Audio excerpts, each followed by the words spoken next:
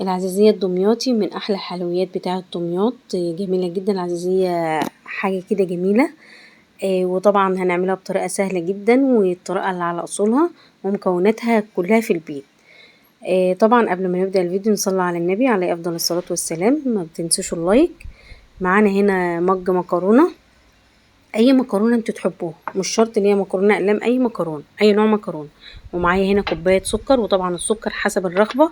ومعايا 5 معالق نشا كبار، ومعايا 2 لتر لبن.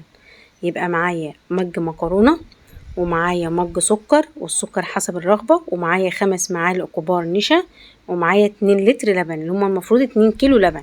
تمام. ومعايا الفانيليا، فانيليا بقى بودر، فانيليا سايله براحتكم. معايا ميه على النار تكون بتغلي، هنزل بكوبايه المكرونه، بمج المكرونه.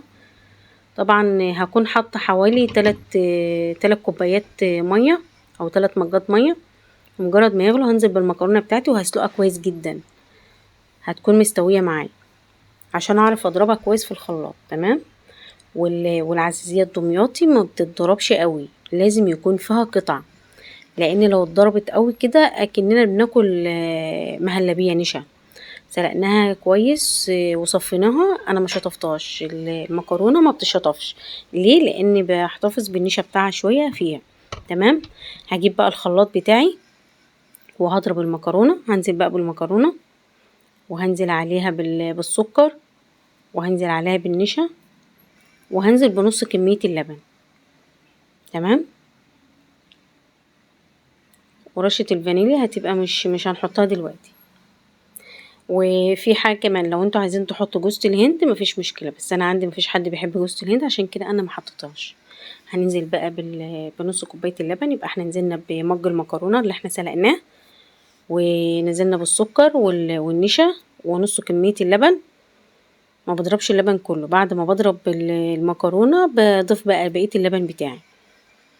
هنضربها بقى، وزي ما قلت لكم العزيزيه ما بتتضربش قوي، يا دوبك كده ضربتين كده، ان هي تكون قطع صغيره خالص عشان نحس ان احنا بناكل فعلا عزيزيه. انما لو ضربناها قوي اكننا بناكل مهلبيه كده. هجيب بقى حله وهنزل بقى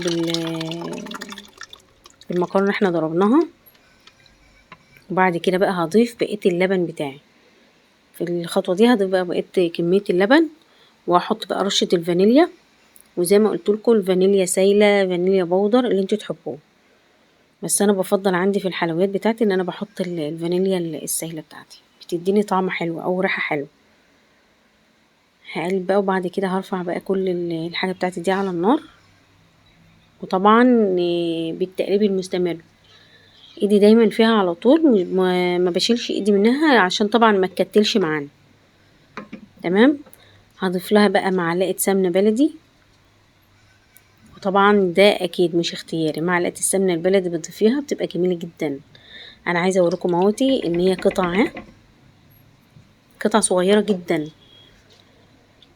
هضيف بقى معلقه السمنه البلدي، وطبعا ده مش اختياري، لا دي اكيد، لان بتعزز من طعمها جدا، بتخليها طعمها حلو قوي.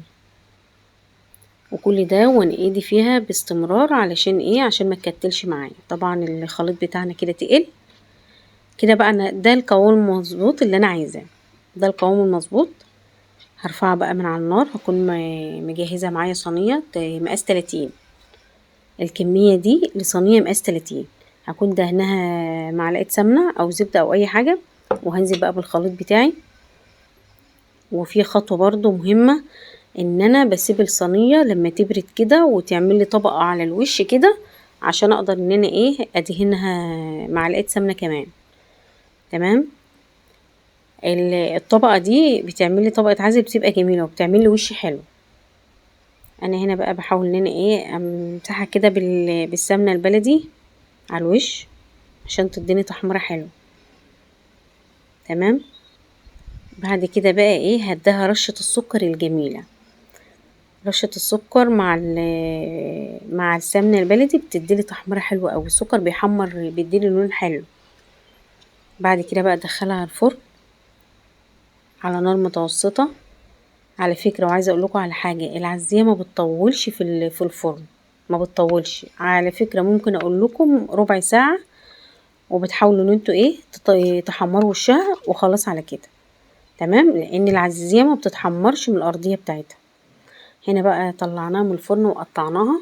طبعا على فكرة انا استعجلت عليها، ما استنيتش ان هي ما تبرد، لا، لان هي ما بتكون سخنة بتبقى جميلة جدا. طبعا انتوا بتاكلوها كده اكن انتوا بتاكلوا رز بلبن، بصراحة جميلة جميلة جميلة والله. كان المفروض ان انا اصبر عليها لغاية لما تبرد شوية عشان اعرف اقطعها، بس لا، انا استعجلت عليها وهي سخنة، كنت عاوزة اكلها وهي سخنة بصراحة. جربوها بالطريقة دي، الطريقة دي جميلة جدا وسهلة وبسيطة، ودي الطريقة الصح للعزازية الدمياطي. وما تنسوش اللايك يا جماعة وكومنت حلو كده منكم. شايفين اللون بتاعها؟ اللون بتاعها جميل جدا، بجد جميل جدا، وقوامها حلو جدا، والمقادير مظبوطة لصينية مقاس 30.